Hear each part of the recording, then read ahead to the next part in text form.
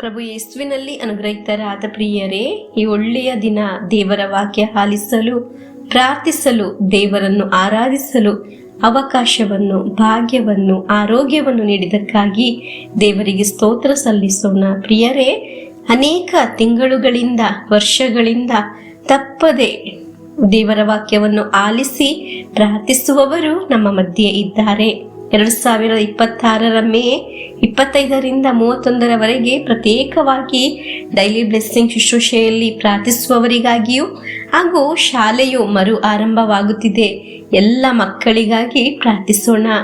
ಅವರ ಭವಿಷ್ಯವನ್ನು, ಅವರ ವಿದ್ಯಾಭ್ಯಾಸವನ್ನು ಸಮರ್ಪಿಸಿ ಪ್ರಾರ್ಥಿಸೋಣ. ಪ್ರಿಯರೇ, ಎಲ್ಲರೂ ಈ ಸರಿಯಾದ ಸಮಯದಲ್ಲಿ 7 ದಿನ ಈ ಶುಶ್ರೂಷೆಯಲ್ಲಿ ಭಾಗವಹಿಸಲು ದೇವರು ನಮಗೆ ಸಹಾಯ ಮಾಡಲಿ. ನಮ್ಮ ಪ್ರಾರ್ಥನೆಯಲ್ಲಿ ದೇವರ ಕರ ಪ್ರಕಟವಾಗಲಿ. ಎಲ್ಲ ಮಕ್ಕಳನ್ನು ದೇವರ ವಾಕ್ಯ ಆಲಿಸಲು ಪ್ರೇರೇಪಿಸಿರಿ. ಇಂದಿನ ದೇವರ ವಾಕ್ಯ 2 ಸಾಮುವೇಲ್ 2ನೇ ಅಧ್ಯಾಯ 1ನೇ ವಾಕ್ಯ. ಅನಂತರ ದಾವಿದನು ಸರ್ವೇಶ್ವರನನ್ನು, ನಾನು ಜುದೆಯ ನಾಡಿನ ಯಾವುದಾದರೊಂದು ಪಟ್ಟಣಕ್ಕೆ ಹೋಗಬಹುದೇ ಎಂದು ಕೇಳಿದನು. ಹೋಗಬಹುದು ಎಂದರು ಸರ್ವೇಶ್ವರ. ಅವನು ಪುನಃ ಯಾವ ಊರಿಗೆ ಹೋಗಲಿ ಎಂದು ಕೇಳಿದ್ದಕ್ಕೆ ಹೆಬ್ರೋನಿಗೆ ಹೋಗು ಎಂದು ಉತ್ತರ ಸಿಕ್ಕಿತು. ಪ್ರಿಯರೇ, ದಾವಿದನು ಎಲ್ಲಾ ಕಾರ್ಯವನ್ನು ದೇವರಲ್ಲಿ ಕೇಳಿ ಅನುಮತಿ ಪಡೆದು ಮಾಡಿದನು ಎಂದು ನಾವು ದೇವರ ವಾಕ್ಯದಲ್ಲಿ ಆಲಿಸಿದ್ದೆವು. ನಾವು ತುಂಬಾ ಹತ್ತಿರ ಇರುವವರ ಹತ್ತಿರ ಆಗಿದೆ ನಾನು ಏನು ಮಾಡುವುದು ಎಂದು ಕೇಳುವುದು.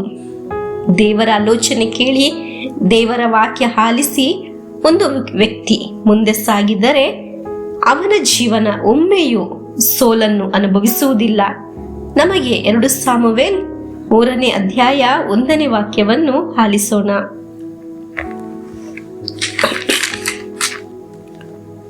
ಸೌಲನ ವಂಶದವರೆಗೂ ದಾವಿದನ ವಂಶದವರೆಗೂ ಬಹುದಿನಗಳವರೆಗೂ ಯುದ್ಧ ನಡೆಯಿತು. ದಾವಿದನು ಬಲಗೊಳ್ಳುತ್ತಾ ಬಂದನು, ಸೌಲನ ವಂಶ ದುರ್ಬಲವಾಗುತ್ತಾ ಬಂದಿತು. ಪ್ರಿಯರೇ, ದಾವಿದನು ಬಲಗೊಂಡನು. ದಾವಿದನು ಶಕ್ತಿ ಹೊಂದಲು ಕಾರಣ ದಾವಿದನು ಎಲ್ಲಾ ಕಾರ್ಯದಲ್ಲೂ ದೇವರ ಹಿತ ಪ್ರಕಾರ ಜೀವಿಸಿದನು. ಈ ವಾಕ್ಯ ಆಲಿಸುವ ಪ್ರಿಯರೇ, ನೀವು ಮಾಡಲು ಇಚ್ಛಿಸಿರುವ ಎಲ್ಲಾ ಕಾರ್ಯಗಳನ್ನು ದೇವರಲ್ಲಿ ಸಮರ್ಪಿಸಿ ಪ್ರಾರ್ಥಿಸಿರಿ. ಅದನ್ನು ಏನು ಮಾಡಬೇಕು, ಹೇಗೆ ಮಾಡಬೇಕೆಂದು ದೇವರಲ್ಲಿ ಪ್ರಾರ್ಥಿಸಿರಿ. ಆಗ ಅಲ್ಲಿ ಒಂದು ಅಭಿವೃದ್ಧಿ ಉಂಟಾಗುತ್ತದೆ, ಅನುಗ್ರಹ ಉಂಟಾಗುತ್ತದೆ.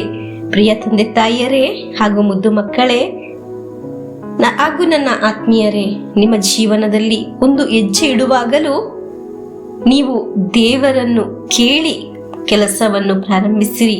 ನಿಮ್ಮ ಸ್ವಂತ ಇಷ್ಟದ ಪ್ರಕಾರ ಅಲ್ಲದೆ ದೇವರ ಚಿತ್ತದ ಪ್ರಕಾರ, ದೇವರ ಇಷ್ಟದ ಪ್ರಕಾರ ಮುಂದೆ ಸಾಗುವಾಗ ನಮ್ಮ ಜೀವನದಲ್ಲಿ ಅದ್ಭುತಗಳು ಸಂಭವಿಸುತ್ತದೆ. ಇಂದು ಆಲಿಸಿದ ದೇವರ ವಾಕ್ಯದಲ್ಲಿ ನಮಗೆ ಪ್ರಭು ಯೇಸುವಿನ ಆಶೀರ್ವಾದವನ್ನು ಸ್ವೀಕರಿಸೋಣ. ಆಮೇನ್.